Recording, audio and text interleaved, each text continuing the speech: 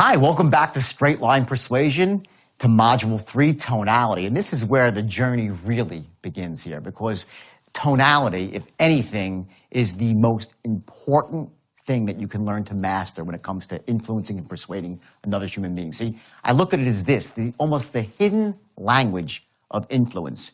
You say a few words, but attached to those words, based on your tonality, is a much more powerful meaning that registers with someone on an emotional, not a logical, an emotional basis. So what you're going to learn here, in fact, are 29 different tonal patterns. And you're saying, 29, how could I learn that? Don't worry about it. You'll learn to master this very, very easily. It'll become second nature to you. You'll become unconsciously competent. And I've been through this, thousands of times, as I said before. And the tonality aspect, while it's the easiest to master, it is the most powerful tool you can ever learn as an influencer. So again, I want you to make sure you take specific actions here as you're watching. Write in your workbook. Make those notes and make sure you play full out with this module. And you're going to see here, as I go through it, how in a script, and we always have a script, by the way, even if it's not in front of us, if you're in person, the script is in your head. You're going to learn how in the first few seconds with a script in your head or on paper, using specific tonalities, you're going to establish those very powerful things, that you're an expert, that you're sharp as a tack, that you're enthusiastic as all hell, and most importantly, that you care. See, at the end of the day, people will do business with people they like and they know that care, not just someone with necessarily the best product. Now, of course, you want to have the best product too, but more importantly is to develop that unconscious connection, what we call rapport. But rapport is not about, talking about the price of tea in China if he mentions China. Rapport happens on an unconscious level through things like pacing and leading, which you'll learn about, things called matching and mirroring. These are the unconscious ways of developing rapport that actually set you up to close the sale, to influence somebody down the road. See, the tricks here, and almost they are tricks, by the way, but I don't mean in a bad way. What they are is they're these little sort of unconscious triggers that bypass the logical mind and allow you to talk to someone directly to their heart. And at the end of the day, it's really the emotion that you create in somebody that truly closes the deal. The logical part has to be there too, and you'll see I'm a big believer in creating logical cases as well. But at the end of the day, people will buy based on emotion, and they'll justify with logic. It begins with tonality. It begins with your ability to create specific emotions in the prospect at specific times, and you'll learn what those times are, and most importantly, to develop that trust, that unconscious rapport, and to use the same tonal patterns, not just for the open, but for the close and every step in between. That's the bottom line. So remember, play full out here. I want you to take the workbook out if you haven't taken it out already, and go through this one with an eagle eye here, and also with your ears wide open. And you're going to practice your tonal patterns, and you will see this instantly. In fact, tomorrow, as soon as you go out there and use this, you will be absolutely shocked at the impact this has on your ability to persuade and influence. So go to it, and I'll see you soon.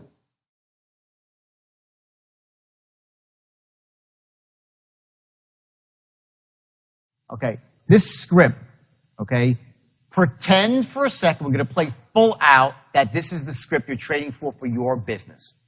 Okay? And it's a very simple script. Okay? It says, hi, is John there? Hi, John, this is Jordan Belfort calling from Global Capital in Tampa, Florida. How's it going today? Great. Now, if you recall, you attended a seminar last Thursday night over at the Marriott Hotel. We're one of our top traders, James Arnell. Does that ring a bell? Blah, blah, blah, right? Now, if you read the words on the script that way, you've destroyed yourself. You have destroyed yourself. I'm going to show you a way to read the words on this script. So literally, by the time that you are done, not only have you established these three things, like to the point where the person is hanging on your every word, but you've also established that you care about them, that you're a reasonable person, that you're trustworthy, that you're empathetic, that you have their best interest, like all that in one paragraph. Now, you're saying, well, you can't do all that in one paragraph. Yes, you can. Yes, you can. Now, is it established to the point where they're like, just do whatever you say? No. What you're doing in this paragraph is you're laying the groundwork. You're pacing and leading them. No, it's called pacing and leading. You're laying the groundwork for these people to follow you throughout a 10, 15, or 30-minute sale. And by the way, the sale could be stretched out to 3 days. And it could be for a $2 million product at the highest level of sales. This system doesn't have to be like a 1-call close. It could be a 5-call close if that's what is needed for your product. It could be the longest relationship sale at the highest level of business. It could be about closing a $50 billion deal for a takeover. Doesn't matter. It all starts here. The tonal patterns that you're going to use here in this first paragraph are going to translate to the entire sale, to everything you do, even after the sale's closed. You're going to train yourself to speak like influencers, not like average people. If you want to speak like an average person, you're going to be average. There's a different level above average. It's extraordinary. And in sales, to be extraordinary, you need to master the art of tonality. How to speak to people so you capture their imagination in a second.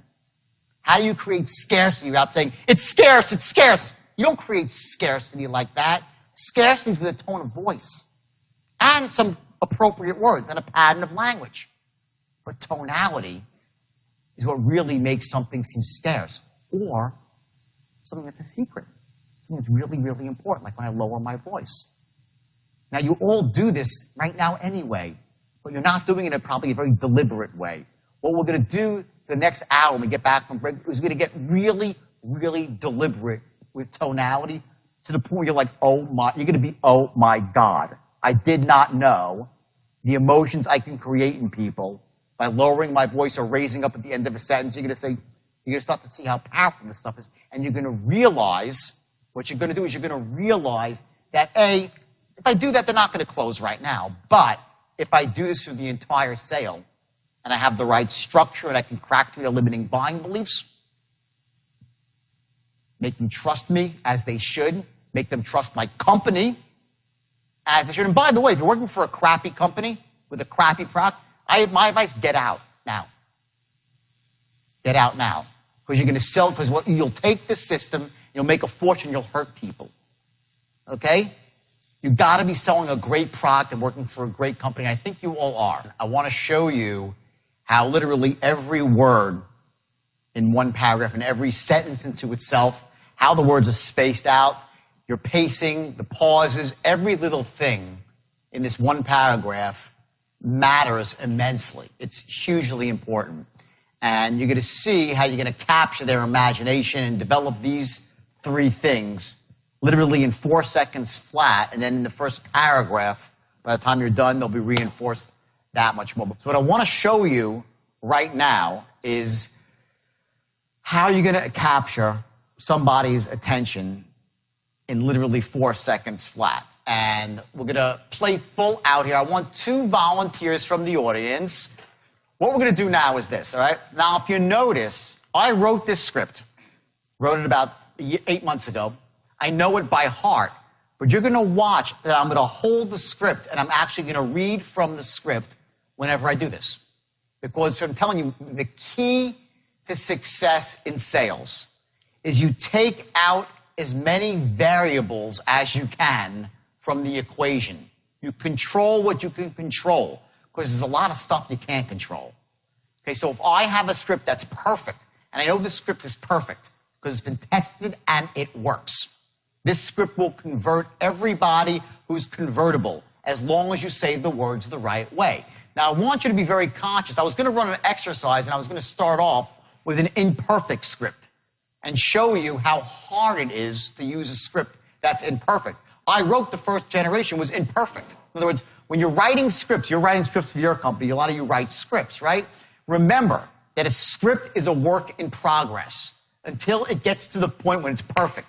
And when you know it's perfect, it's been refined, it's been tested, then you lock it in. When you're going about writing a script, remember that when you write words down, it's slightly different than the spoken word. Certain words are contracted. Certain words are dropped completely in conversational English. And most importantly, you sound like a novice by not contracting words, and you sound like a stranger. The idea is that when you speak to somebody on the phone, even though you don't know them and they don't know you, you want to capture it in the familiar. that you're a friend to friend. It's not like, hello, Mr. Jones, this is Jordan Belfort. How are you today? He's like, what the hell? Who's this salesman calling me? That's the first thing they think, okay? So when you pick up the phone to call somebody, now pretend right now we're going to run this exercise right here as if we're going to try to be selling seminars, and someone actually in this room is selling seminars, okay? And it's actually you, right? Okay, perfect. Perfect sale. Okay, now, so here's what we're going to do. I want you to listen to how I read this script. And I'm going to read this script with a specific tonality, okay, which is the right tonality, which is going to capture every single person in the first couple of seconds. Now, I'm going to do it real quickly. I'm going to do just the first line, okay? So I say, hi, is John there? And he says, yeah, this is John. Hey, John, this is Jordan Belfort calling from Global Capital in Tampa, Florida. How's it going today? That's the opening script. Now you say, well, what's the big deal about that, right? There's a lot of a big deal about that, okay? Because if you say it in a different way, you're going to lose maybe 10, 15, or 20% of a person's confidence, their focus, and their mind will start racing and going off in a different direction based on how you say these words. Now listen closely again, okay? And then I'm going to have them do it, and you're going to see the difference. Watch. Say, hi, is John there? First few words, right? Hi, John, this is Jordan Belfort calling from Global Capital in Tampa, Florida. How's it going today? Okay. Now let's hear you say this. Start off, okay? We'll say, hi, is John there? Hi, is John there? Right here. Hi, John, this is Paul Bloom calling from...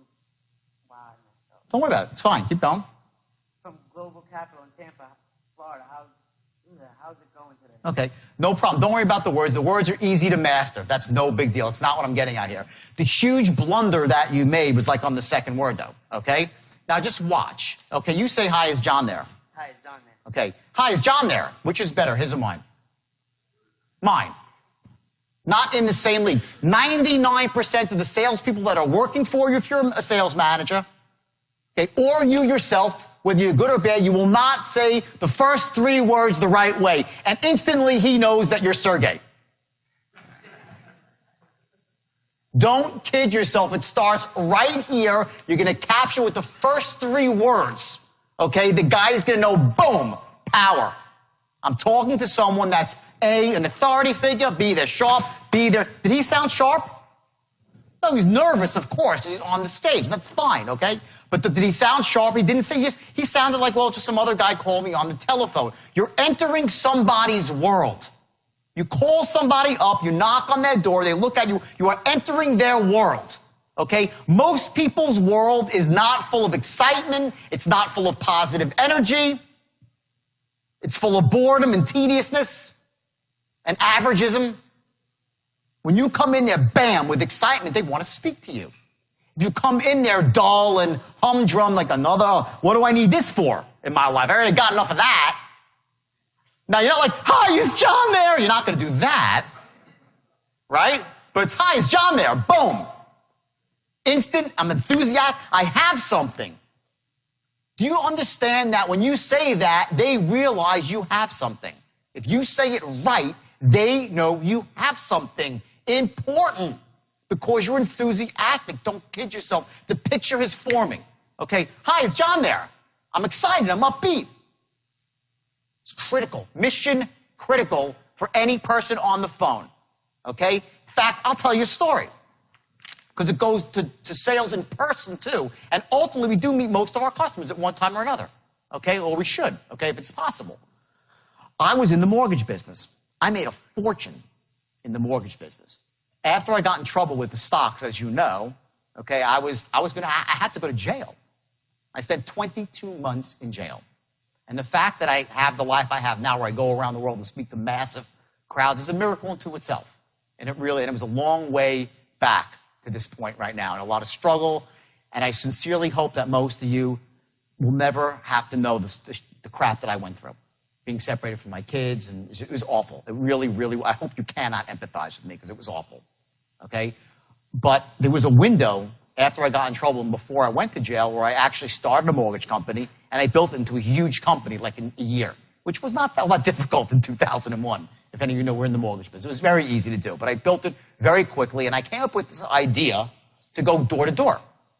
for mortgages, because I started off in door-to-door sales, my first thing. Said I could walk down the street when rates had just dropped. I could walk down the street to any store, and the business owner must own a house. I'll just say, hey, what rate you paying?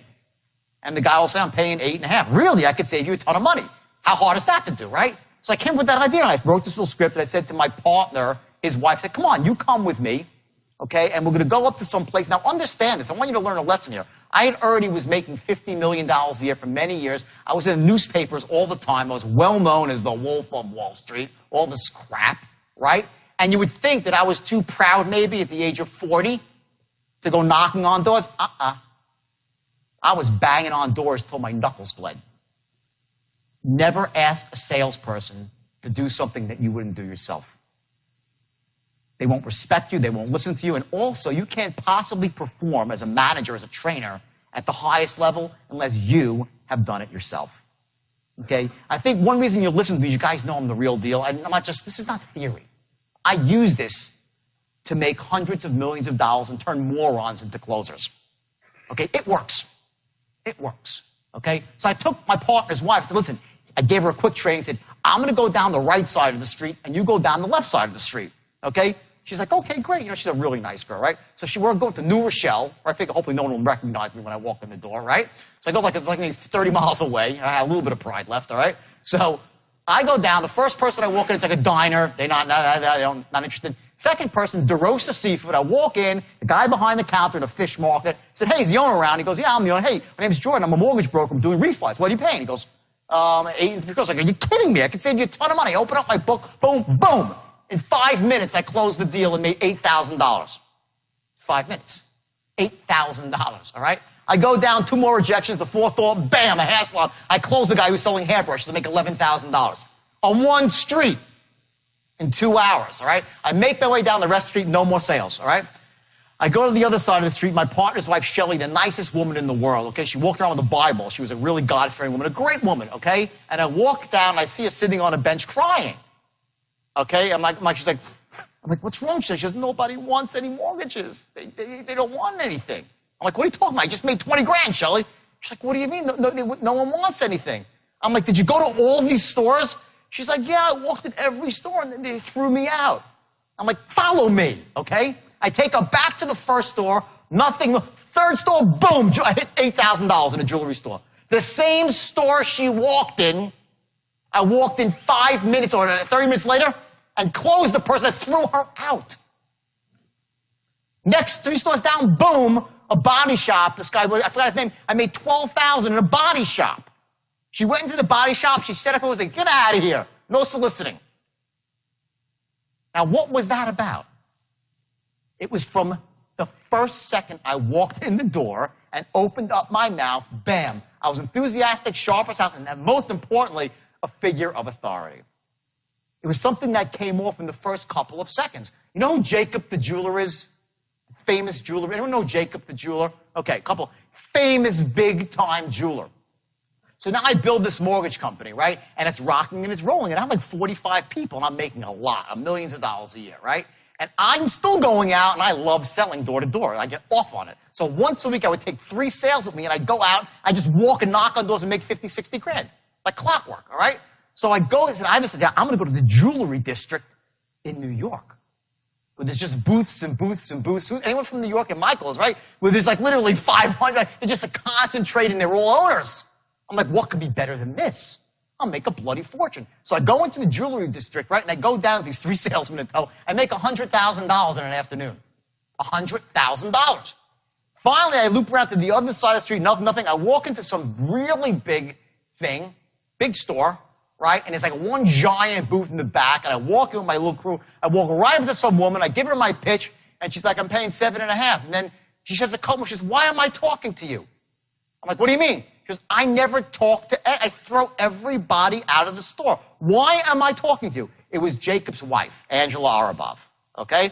I don't understand why I'm talking to you. Before I knew it, I was upstairs with Jacob in his office. I made $17,000 refining their house in Forest Hills, Queens.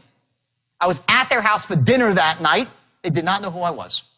They did not know who I was simply because my rap of confidence, the aura that I had, that I was sharp as a tack and I was an expert, Jacob told me to screw off. I was like, screw off yourself. I was pacing him and leading, matching and mirroring, being just like him, right? Angela Araba, to this day, okay, she never considered I throw everyone out, but I did business with you. Why? Because the first second I walked in the door, I was different. I captured her imagination. So when I say to you, like, hey, is John there? I ain't kidding. Okay? If you are a salesperson and you're hammering away, you got people on the phone, a big crew of people, just that alone will increase you up this much. Now, you're going to close sales, but no. But this is called the art of, ready for this? This is a great lesson. This is called, okay, this is called the art, I can't write. The art, I'm an author too. The art of not blowing it. That's what this is. Here's the mistake so many people make, okay? If this is your straight line, okay, and you're qualifying over here, and then you're presenting here, and you're closing here, right? Okay, the mistake people make is they think the sale starts here. When they start presenting, the sale starts the moment you pick up your phone. You're closing with your tone. You're closing by establishing the 3 magic bullets. That I am what? That's number 1. Sharp as a tack. 2. What? Enthusiastic as hell. I can't write. You see this? Enthusiastic as hell. B, I am a force to be reckoned with. An authority figure. An expert in my field. That's how I got upstairs to Jacob's office. That's how I made $3 million a year from a dead stop after the government had taken all my money, and deservedly so. Because I had a company, let me tell you something, I invented the straight line out of frustration of trying to take 19-year-old kids with little education and make them into killers who could talk to the wealthiest men and women in America and extract money from them. Not $5,000, millions. We would call people all across the country, and they would send us, one guy would send us $4 million. $4 million. For a stock he never heard of, to a brokerage firm he never heard of, to a salesman who usually still had pimples on his face from acne. They'd send in millions and millions. I raised, I think, like $3 billion in that heyday, all because of the straight line. All because of the straight line, and it started off with the first word. Now, the mistake I made, here's the thing, 95% of what I did in business was strictly legitimate. Legit, all legit. I was raising money for companies. Steve Madden Shoes, I'm sure you know that company, right? It's my company. Not only did I take it public, I owned it. 85% of Steve Madden Shoes was mine. Steve was a minority partner. He owned 15%. He came to me looking for money for venture capital. You do venture capital over here, right? Came looking for venture capital. All right, I gave him $1 million. I said, he had one ugly shoe. It was the ugliest shoe I'd ever seen. It was called the Maryland, a big, chunky Western clog, right? Because I got the shoe. I don't care about the goddamn shoe. How much you need? $1 million. I said, great. Give me 85% of your company. Here's $1 million. He said, great. Steve was fresh out of rehab. Okay, sober for like 22 years now, Steve. Okay? Next day, I turned around. I sold off 30% of my stake for $1 million. Get the picture? I was in for free. I owned 55% of Steve Madden Shoes. It was a startup. The company now is worth over $1 billion, not million, $1 billion from that little tiny investment. That was the business that I was in. I was in venture capital. I raised money using the straight line. All legal, perfectly legal, nothing wrong with it. Sales tactics, a lot of pressure. More than there should have been. Not legal, not legal. High pressure, not ethical, not illegal. The mistake that I made is that the straight line was so powerful and raised so much money that I could not keep up with the onslaught of buying coming in from around the world. People from not just the U.S., all over the world. They kept coming in and coming in. If I was smart, I would have slowed down my business and not hired as many salespeople, and I would have made less money up front and be worth probably $5 billion right now. But instead, I took as much as I could get, the buying, and just putting more product out there. And you know what? I started putting crap out there. The manufacturing couldn't keep up with sales. Stocks started to go up artificially. That's how I got in trouble. And I was manipulating stocks. Just like that. I did not start off wanting to do that. What I'm saying is, the reason I'm telling you this story, a lot of you, especially who own companies here, but you're going to notice that you're going to put this stuff in place and your business is going to soar. They're going to soar quickly. Like, you'll see, boom.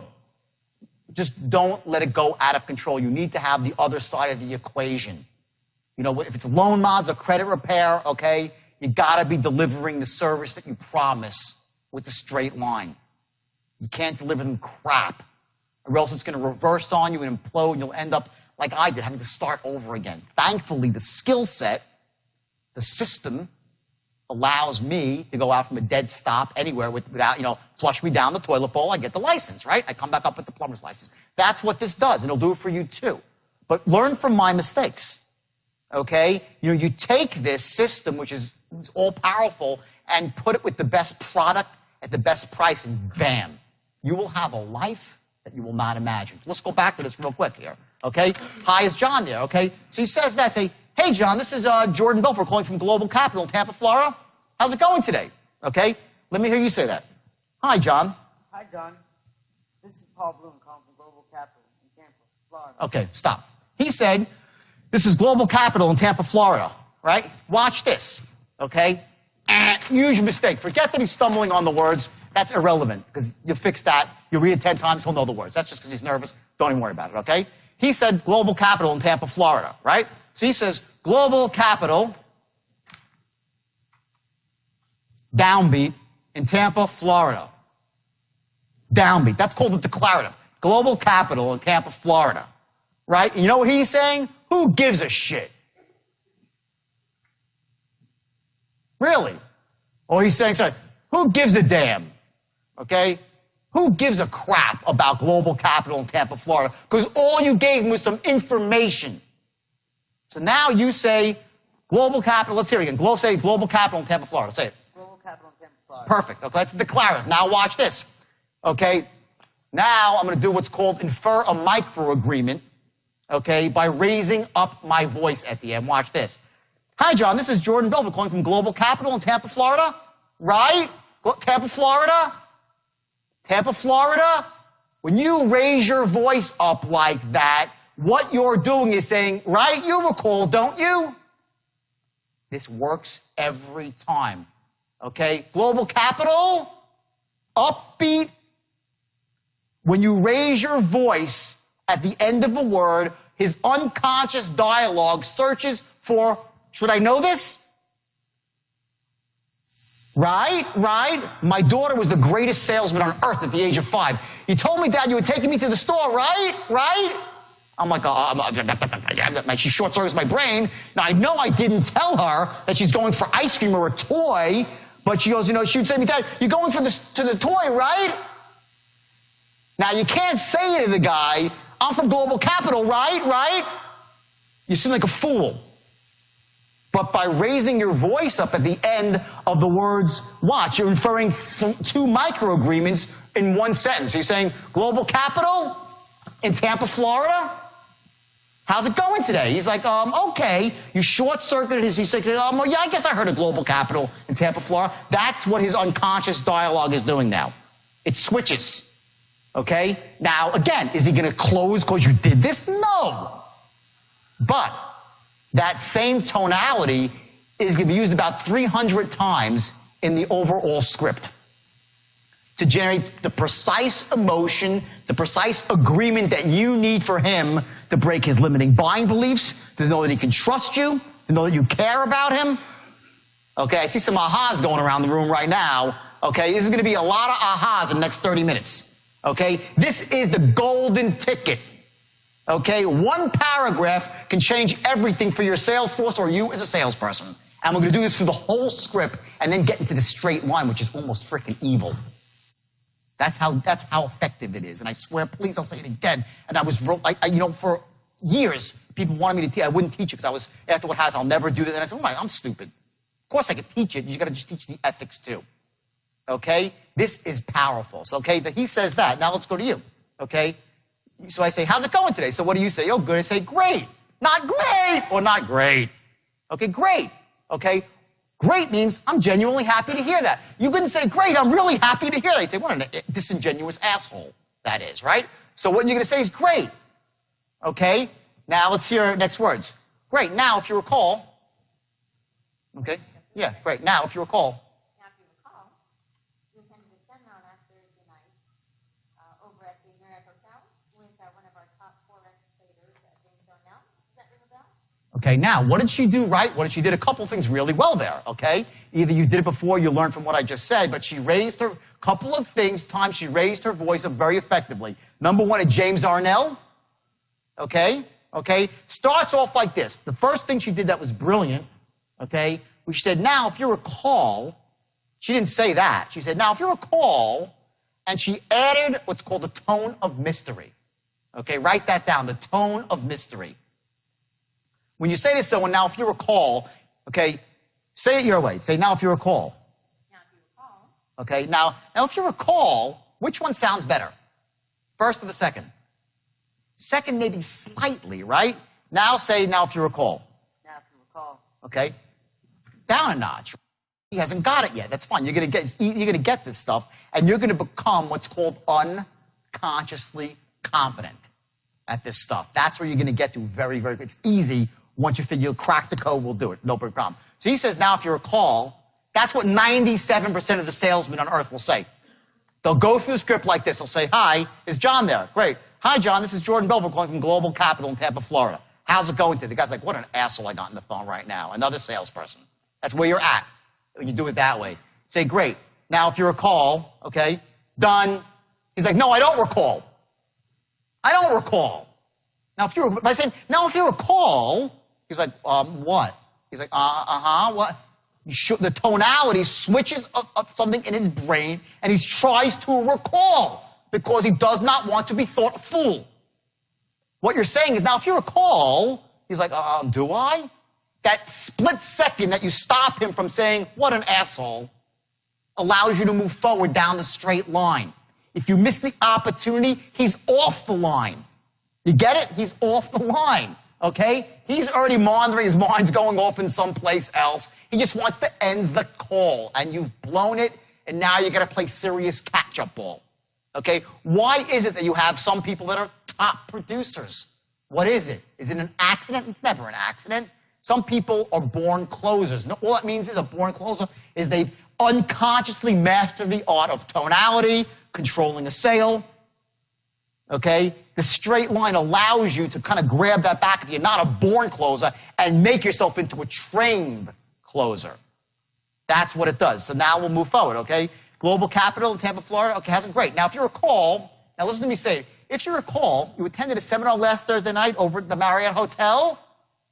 Up. He's like, right? Okay. We've one of our top Forex traders, Clive Arnell. Does that ring a bell?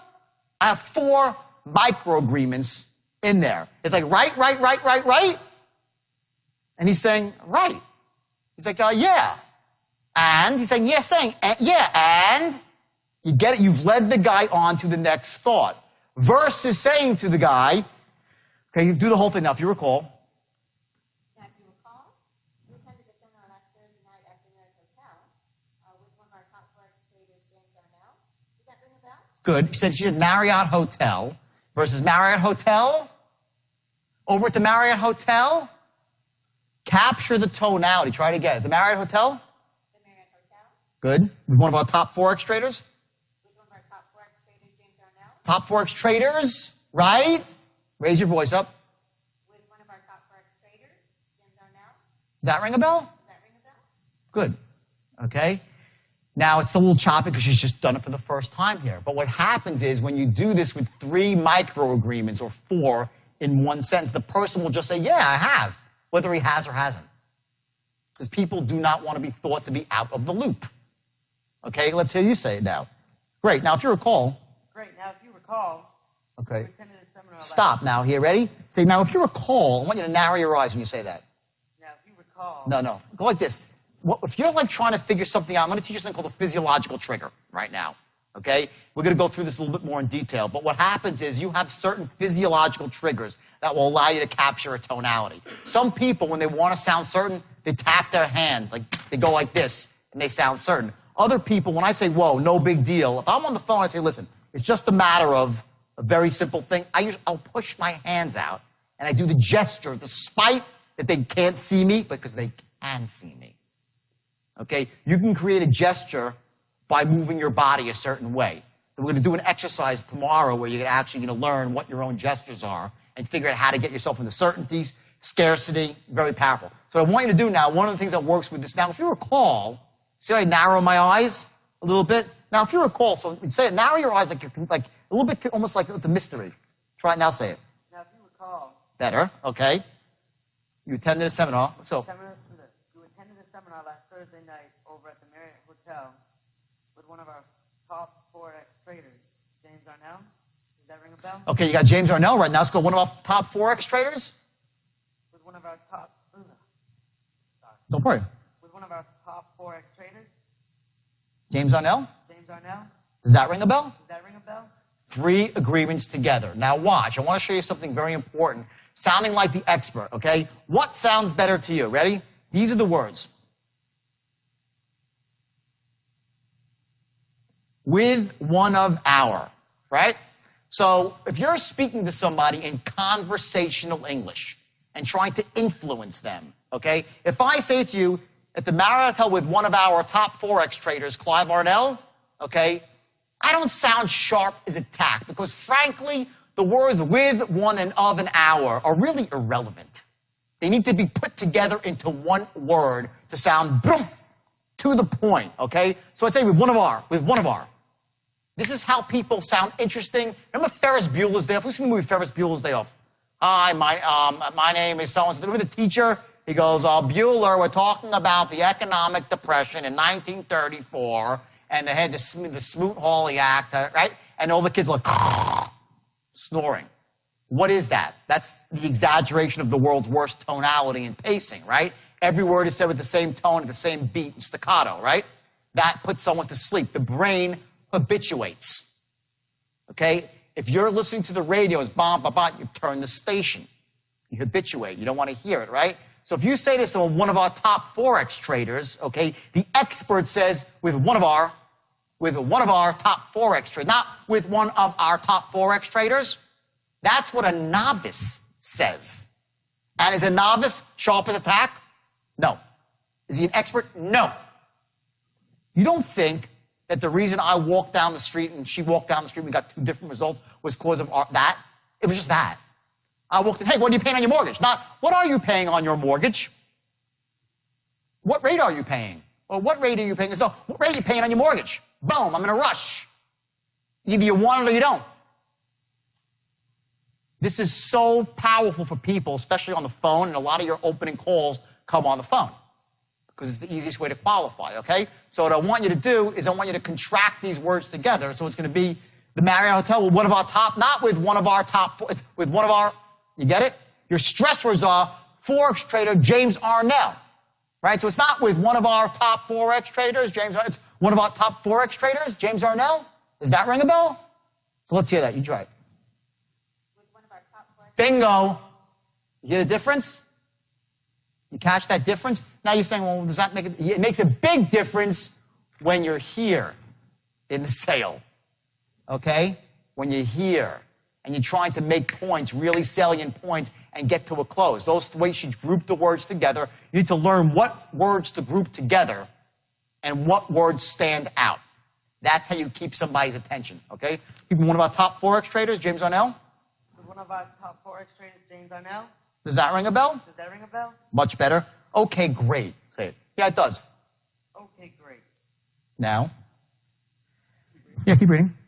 Okay, great. Well, the reason for the call today is that you're one of the last of our group that hasn't actually enrolled yet. Okay, stop. Ready? He says, okay, great. Now, the reason for the call today, okay, is that you're one of the last of the group who hasn't enrolled yet, right?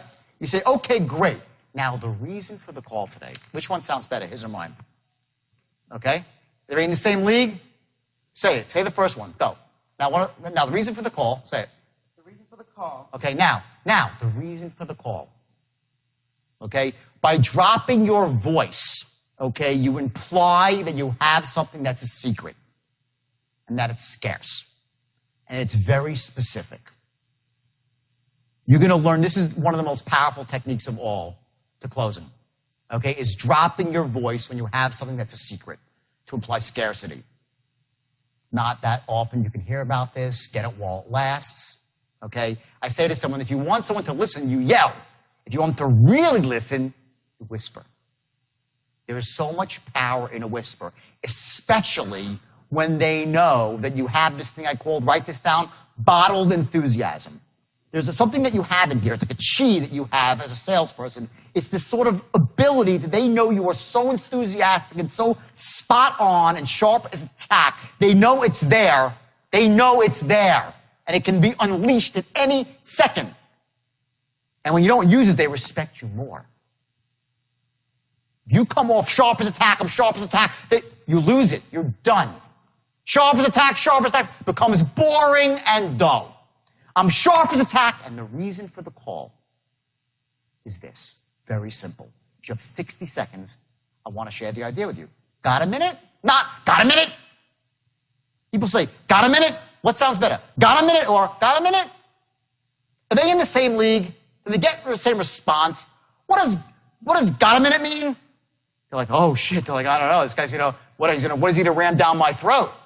Or, got a minute? It's no big deal. We're two reasonable guys. We all have minutes. You imply, write this down, the reasonable man. Got a minute? You do that, you disarm somebody. Immediately, he's like, well, yeah, I got a minute. Yeah, of course, I'm a reasonable guy. You're a reasonable guy. I'm a reasonable guy. Throughout the entire presentation, at strategic points, you're going to imply reasonability. Especially when you're asking him to start committing to stuff. It's reasonable, isn't it? Got a minute? Got a minute? Got a minute? They all mean different things. 9% of communication, guys and girls, is words. 9%. 91% is tonality and body language. And when you're on the phone, which a lot of us are, especially in the beginning, 91% is tonality. You create the image through tonality. Simple as that. You must master tonality or you're wasting your time as a salesperson. And by the way, it's what charisma is all about. Charisma. It's about tonality, about making yourself so interesting. It's not the way you look even. It's the energy, that bottled chi that's inside you that can come out at any moment, but it's held in check. People would say to me, well, I get on the phone with people and they ramble on. No one rambles when they're on the phone with me because they know better. Not that I'm going to hurt them. I'm 5'7", 150 pounds on a good day, okay? It's because they understand that I'm an expert, I'm sharp, I got it. They don't want to piss me off. Does that mean they're going to buy? No. Because remember, we have those buying archetypes, right? Only certain people will ever buy. But I know that if I do it like this, everyone who can possibly buy will buy from me, not from somebody else. The worst fate for a salesperson is that you couldn't close them and somebody else did. That's the worst. That's the low point. Not that you pitched 10 people and no one bought. That's A-okay. That's the numbers game, like the sales funnel. The worst is they didn't buy from you and they bought from the next guy. Simple as that. So we go through the script. We get to this point now. Great. Well, the reason for the call, and you drop your voice to imply scarcity. So let's hear you do it. Great. Okay, great. Well. Okay, great. Well, the reason for the call today is that you're one of the last of the group who hasn't actually enrolled yet. And if you have 60 seconds, I'd like to share an idea with you. You got a minute? Okay. Let's do it and say, okay, great. Okay, great. Okay, now say it like you get it on the phone. I say yes. Okay, stop. Let me go back, right? You say, does that ring a bell? I say, yeah, it does. Now what do you say? Okay, great. Okay, now keep going. Stop. Now, well, the word well is a transition word. Okay? Write that down, the transition words. Well, but, now. These are crucial words in your script and in your sales that allow you to completely flip tonality and pause and create a new emotion. Do you understand that when you're closing, it's about managing the other person's emotion? To create a specific emotion, bum, bum, bum, and the precise emotion you want at the right time, when everything else is in line, then you look for that emotion to say, you know what, I want to do business with this person. That X factor, you're managing someone's emotion, okay? Those transition words allow you to manage emotion more effectively. So the transition word is well. In the second sentence, it's now, okay? So you'd say, okay, great. Okay, now when she says, you say, okay, great. Okay, great. You say it, okay, great. Okay, great. And I say, okay, great. Which is better? The third, right? Raise your hand if the third is better. Of course, they're not in the same league. Now, you could say that. You just got to learn how. It's like, okay, great. Okay, great. Thank God we can move on to the next step now. That's the words that you're implying. Okay, great. Like, I have what? What does that say? I'm what? Enthusiastic. Remember, let's put these three things back on the board here. We'll point to them with every single, what are we accomplishing? And you'll notice with each thing you do, you're accomplishing one. Sharp as attack, you're sharp, enthusiastic, okay, and a force. Those three things. A force, an expert, or an authority figure, okay? I say, okay, great. Where am I? Enthusiastic, right? Yes or no? Yes, okay. Now, so say, okay, great. Okay, great. Better, okay? Not, okay, great. You said it just right. They'll say, this person needs to be committed, okay? Okay? So again, I'm going to show you that there's this kill zone that you have to learn in your own voice, and that kill zone of tonality is when you're right, dead on, balls, accurate. And when you're there, you're going to be just like, you'll know it. That's when you're in the zone. Those days when everyone that they're just laying down with you, that's what's happening. You're in the zone and you're controlling their emotions with the tone of voice, and everyone's saying yes, like, wow, I had a really good day. I don't know why. Now you know why. Okay? So let's go, great. Say now, okay, great. Well, the reason for the call. Okay, great.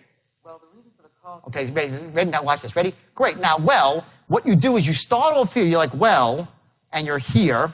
Okay? He's here in tonality, right? Well, to drop to the reason for the call, he has to go down too low. The mistake you have is you're not starting off high enough. You have to give yourself a place to go. So if you say, well, the reason for the, you can't get there. It's like, well, the reason for the call. So you go up on well. Your transition word creates the power for your next phrase. So if your transition word is going to be going to a state of scarcity, you want to say your transition word higher and then drop down, okay, to the secret to scarcity. So say, great, well. Okay, great, well, the reason for the call today. The reason, say the reason for the call today. The reason for the call today. Keep going. Now. Is that you're one of the last of the group. Okay, ready? Say one of the last of the group. Put all the words into one word. One of the last of the group. Let's hear it. One of the last of the group. Bingo. That's how you speak like an influencer. One of the last of the group. Not one of the last of the group. You're done. What are you not here? He's not what? Sharp as attack. They know it. They know it. Okay? One of the top traders. One of the last of the group. Not one of the last of the group, like the guy's reading from a fucking script. They know it in 2 seconds flat. But if you're just looking at your script as a guy and saying you're one of the last of the group who hasn't actually enrolled yet, if you have 60 seconds, pause. I'd like to share an idea with you. Got a minute? Got a minute? You're reasonable. I'm reasonable, right? Everyone who can say yes, who is like literally has a minute and has anything interested in what you have to say, they will say yes. Remember I said if you read the script one way, and I'm not getting down on him, I respect him greatly for getting up here, by the way, because he raised his hand up, the first person to pop his hand was him. Okay, I respect that, because no one cares whether you could do something well or not. All they care about is your heart, and this guy's got a heart. He will be a closer, for sure. So the bottom line is this, okay? You say something my way. Let's say we speak to 100 people, okay? And I do it this way. What percentage of the people you think that are closable will come forward with me? What percentage? Close to 100. Okay, if I read it my way. If he reads it his way, he might get 15 or 20% of the people to move forward. Because he hasn't captured their imagination and he hasn't established these three things. And if they do move forward, he has a significant uphill battle to fight because they know he's really not these three things. And now he's got to make such a case, such an airtight logical case, such an airtight emotional case. It's an uphill battle. You're not a closer, you're not an influencer, and you'll be killing yourself as a salesperson. So, and I'm going to tell you a story. This is a great story. And by the way, you're somewhere in between. Like you're a little bit higher up in terms of your tonality is a bit more advanced, but still there's a lot of things that you're not capturing, and it's so easy to do. This is the point I'm making. This is like a learned skill. I don't have some magic bullet that I was born with. Yeah, I got it. But the point is it transfers to anybody. I could sit with any one of you for 2 or 3 hours, and as long as you will commit, remember I said in the beginning, you want to have a burning desire, take opportunity, right? Follow a proven system. I said, if you have those, anyone can learn it. The only people that can't are those that don't really care to. They don't care about money. And by the way, let's just clear this up right now. Money matters. And anyone who tells you it doesn't is full of crap. They never had any. Money is not evil. Money doesn't corrupt people. Money's a beautiful, wonderful thing. You know, rich is good. Your middle name should be, I'm rich, Mr. Rich, right? When you're rich, you can do things to help people. You can be the guy that donates the x-ray machine to the hospital or who builds the wing of the hospital. You can take care of your family, retire the people that you love, have an impact on the world. The most disempowering state is poverty. What can you do when you're in poverty? Look at it this way. There's no amount of poverty you can have in your life to make one other person wealthy. There's no amount of sadness you can have in your life to make one person happy. There's no amount of sickness you can have to make one person healthy. If you want to make the world a happier, healthier, wealthier place, what you do is simple. You get as much of those gifts as you can for yourself, and you spread them around. That's called a reframe.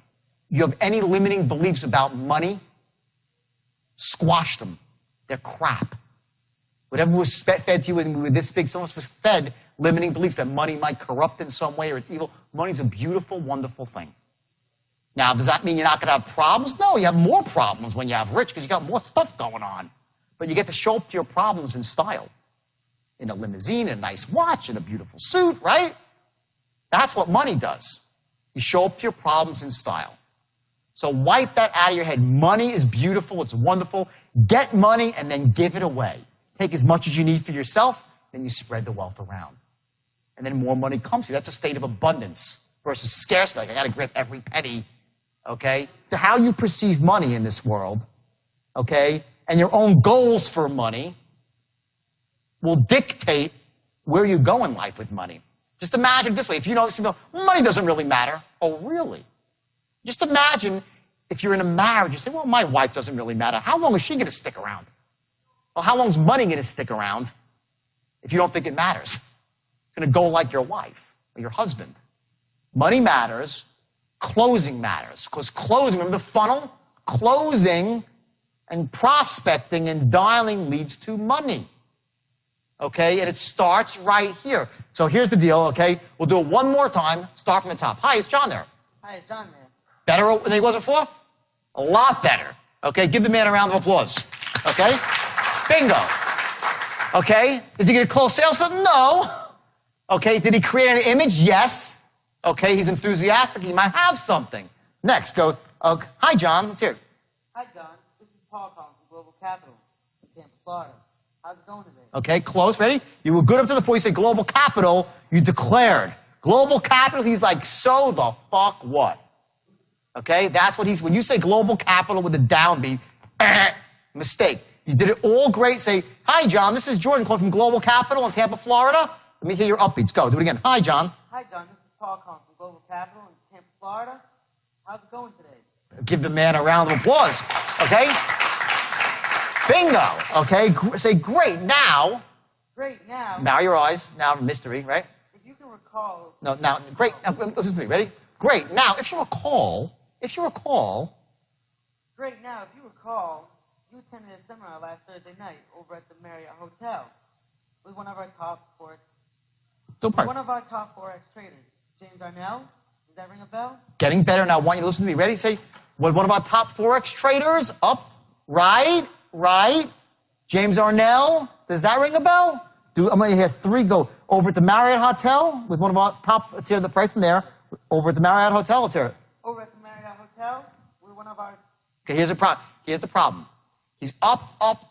He sounds like he's a songbird almost, right? Okay? The problem is you need to start your tonality lower. You need to give yourself room to manage. Remember, you're managing tonality within a range. Learn your range. Okay? If you have a deep voice, if you want to go up, you got to start very low. Okay? So you might start here. You say, now, if you recall, you attended a seminar last Thursday night over at the Marriott Hotel with one of our top Forex traders, James Arnell. Does that ring a bell? See the tonality? Do it again. Start here. You attended a seminar?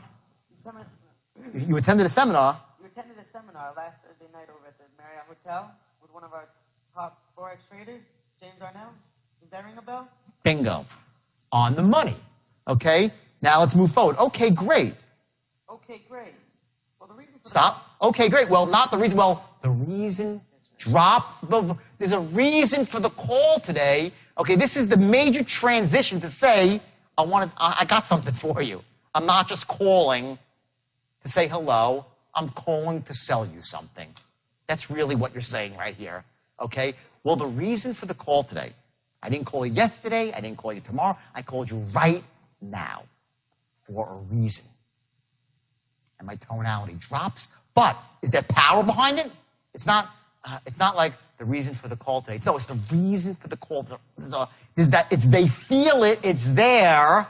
Okay? I have that tonality there. My voice is low, but my fist is clenched. Boom. Waiting to be unleashed. It keeps them in line.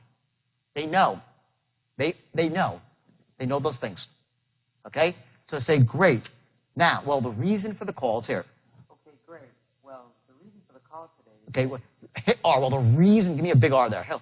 The reason for the call today is that you're one of the last... Say, one of the last of the group. One of the last of the group who haven't actually enrolled yet.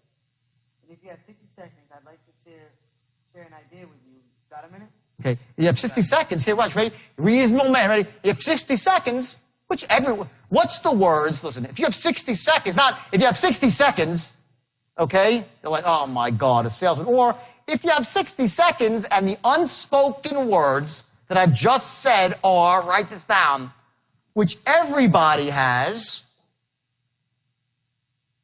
If you have 60 seconds, which everyone has, I'd like to share an idea with you.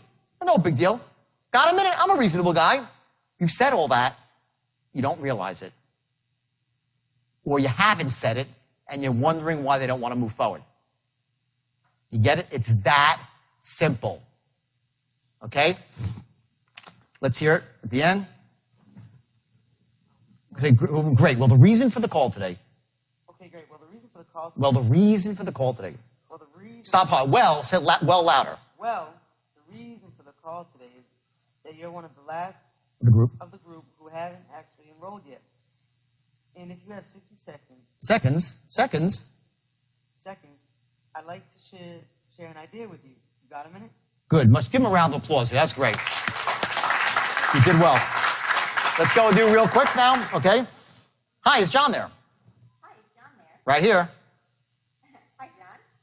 This is John Langmuth, and I'm calling from the Global Capital in Tampa, Florida. How's it going today? Try your global, you said Global Capital, Tampa, Florida. He's like, so? Or Global Capital, Tampa, Florida. He's like, let me search my memory banks. That's what he's saying to himself when you raise up. He can't help it. Can't help it. He's doing it because we were trained since we're this big, okay, to try to be quick on the uptake. We want to be known as being quick on the uptake. So when you ask someone a micro question like that, they feel, yeah, or not, big deal. Two different emotions have been created. And remember, again, we're in the first paragraph. Just imagine when you're saying to the guy, all I'm asking for this, give me one shot, it's $3,000. Sound fair enough? If you're doing the wrong tonality, then you will never close. But if you're saying, give me one shot and believe me, you will not be sorry. Sound fair enough? I'm a reasonable guy. Same shit. Okay? I'm a reasonable guy. Right? The same thing goes at the end of the sale when you're closing. When you're going to close, you're going to do in the reasonable man tone. Not like, give me a shot and you will not be sorry. Fair enough? He's like, oh my God. The guy's like, wants to run away. Versus, believe me. Low modification. Do all mess with you. Give me one shot and believe me. The only problem you'll have is I didn't call you 6 months ago and do it then.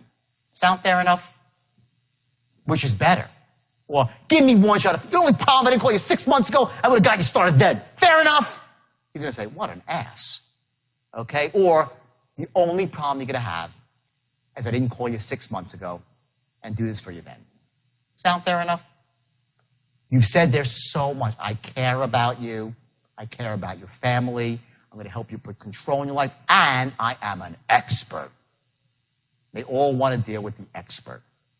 This is what tonality, the straight line, is tonality and structure. Tonality and structure. To move somebody's emotions down the line with the appropriate tonality, to have them right where you want them, not in an evil, manipulative way, in a way that empowers them to make a good decision. You will never use this to manipulate somebody, because now I think you can start seeing you could use it to manipulate someone to make a bad decision. Especially when you learn the art of looping, which we'll go through later, which is crazy, okay? Where you break their buying beliefs down, okay? So you do this only to empower people. That's the message here, okay? So let's move forward here. Great, say great. Now, let's do it again from the top. Hi, is John there? Hi, is John there? Right here. Hi, John. This is John Magnus, calling from Global Capital in Tampa, Florida. How's it going today? Good. Great. Now, if you call, you attend... Say stop. Do it again. Great. Now, if you recall... Great. Now, if you recall, mystery guys, because they're going to say, no, I don't recall, if you do it wrong. And if you recall, which you should, and you don't want to be thought as being slow on the uptake now, do you?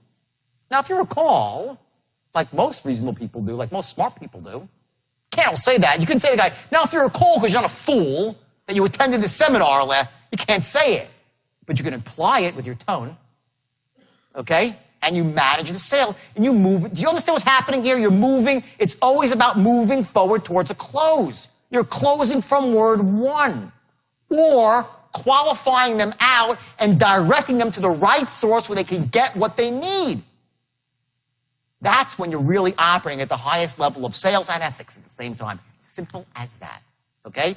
So great, now we're here. Great. Now, if you recall, you attended a seminar last Thursday night at the Marriott Hotel with one of our top forex traders, James Arnell. Does that ring a bell? Yeah. Okay, great. Well, the reason for the call today... Stop. Well, okay, a lot of the mistakes I'm hearing right now mostly have to do with not using well as a transition word. Make this easy for yourself by giving well some power. If you know your next word, that's why you need to have a script that you stick to. Okay, because you know what your next word is going to be. If you know your next phrase is going to be for scarcity or secrecy, right? Well, then give yourself room. Say, you're not going to say, well, the reason, you have nowhere to go. You should say, well, then all of a sudden, whoop, you drop down to the reason for the call today. And they're like, what? They're like instantly the human ear, they zero in, okay, and you pass that little transition to where you're a salesman now, to like they're listening, they're just listening. You get it? They don't want to miss it. Okay? Say, great, well, the reason for the call today. Okay, great. Well, the reason for the call today is that you're one of the last of the group who hasn't actually enrolled yet. By the way, what did she do that was beautiful there? She just did something that I wasn't even doing that effectively. I knew it. I was almost going to stop myself before, but I figured I would deal with it later. She just did something really powerful there. She said, like this. She said, here's a tonality. She goes, you're one of the last of the group who hasn't actually enrolled yet. That's how I said it, which was wrong, by the way. And I was going to correct it, but I didn't, okay? She said, who hasn't actually enrolled yet. She's like, isn't that great? In other words, she said it in a way, and it's such a, guys, it's a minor, girls, it's a minor point, but don't kid yourself. One more emotional in there brings them forward, and you're going to use that same thing she did about, isn't that great? Like in the same way you say, getting started's very simple. Just a question of your name, social security number. Isn't that great? How easy it is? So that little trick she pulled there, unconscious, that's called she didn't plan. She unconsciously knew that the right tonality there was that, and she did it. Now you have to learn to be able to harness that tonality anywhere you want to create the emotion and move it forward. So I'm picking out little micro stuff because you're going to use it later on. You'll see later, you're like, oh my God. When you're closing, you're like, oh boy. I'll say stuff. Sometimes when I do this exercise, people say, that is the sickest thing I've ever heard. When I do the close, because you start seeing how, combine like secrecy, scarcity, and the reasonable man all in one shot. And it's like, and the guy's like, yes. He said, my name is, and he's filling out the application. Okay, but don't do it unless he should be filling out the application, okay? So real quick, let's say the 50th time today, right? Okay, so say, great, actually enrolled yet. Go from there. Say, who hasn't actually enrolled yet? Who hasn't actually enrolled yet. And if you have 60 seconds, I'd like to share an idea with you. You got a minute? Okay, that was not right, because then she's like, you have 60 seconds, I like that. Great, that's not great. No one wants to waste 60 seconds of their life with anybody other than the people they love. So you have 60 seconds, I like to share, isn't that great? No, it's not great. What is great, okay, so you haven't enrolled yet, I'm giving you an opportunity. That's great. If it could happen instantly for free, it would be even greater. But this is certainly 60 seconds, no. And if you have 60 seconds, now you're in a reasonable man tone, which anybody has. I'd like to share an idea with you. No big deal. Got a minute? We all do. Different emotion. 4 words later, you've switched to a new emotion. That's what people that are great closers do. Automatically. But you can do it. Even if you're not a great nat, you can do it. You just learn it, and you're like, boom, it becomes unconsciously competent, and you're always doing it. Changes your life. Great. So if you have 60 seconds, say, great, it hasn't actually, so 60 seconds, which we all do, I'd like to share the idea with you. No big deal. Got a minute? We're both reasonable people. Let's hear it. Just like that. That's what you're saying, really. Okay, so let's hear it. Who hasn't actually enrolled yet? Who hasn't actually enrolled yet? And if you have 60 seconds, I'd like to share an idea with you. Got a minute? Perfect. Let's give these two a big round of applause. Thanks very much. Excellent. Thank you very much. So what do you think? Tonality, right? It's the key to everything. When you lower your voice, people will listen. If you raise your voice, it has some power, but only for a short while. When you really want to influence somebody, you whisper. Create scarcity, secrecy, and people will really respond to that. Now take this to the streets, as I said, and I want you to go out there and act on this one. This is something that you don't have to really think that much about. Just in your mind, just be conscious. There are certain key moments where you pause. There are certain times when you group your words together and become a person that speaks like an influencer. So I tell a story about how a guy at the checkout line is working the cash register. Well, he's a salesperson too. He's selling people cans of Campbell's soup and hairbrushes and toothpaste, right? He gets paid, what's minimum wage, just $6, $7 an hour. That's what you get paid for transactional sales. As an influencer, using your tonality and the structure of the straight line, the amount of money you make could be staggering. So I just want to make sure that's what you took out of that session. What we're talking about here is becoming an extraordinary influencer. And at the heart of that is your tonality. And if you're in person, also remember your body language. Remember the eye contact, how important that is. Shaking hands in an authoritative way, but not, not shaking someone like a rag doll, because people don't respond to that sort of stuff. But again, the key here is to take specific actions in the real world. To go out there, not just conceptually, but when you speak to people, speak to them like an influencer. And remember that kill zone, that sort of 1% inflection that makes the real difference, to raise your voice up in a certain time, to inspire someone to start searching their memory for something so they don't start, working against you with their unconscious dialogue. All those little tools and techniques that you just heard about, they will be remarkably effective, not just in your business life, but in your entire life, whether it's with your spouse. And I urge you, by the way, with a spouse or a loved one, only use it to empower them, to make them, feel more confident about themselves. Don't work against people like that, because at the heart of this whole thing, remember, is ethics and integrity, to influence people who should be influenced. Because when they do make the decision finally, it was in their best interest, and it empowers them and helps them get propelled to wealth and success.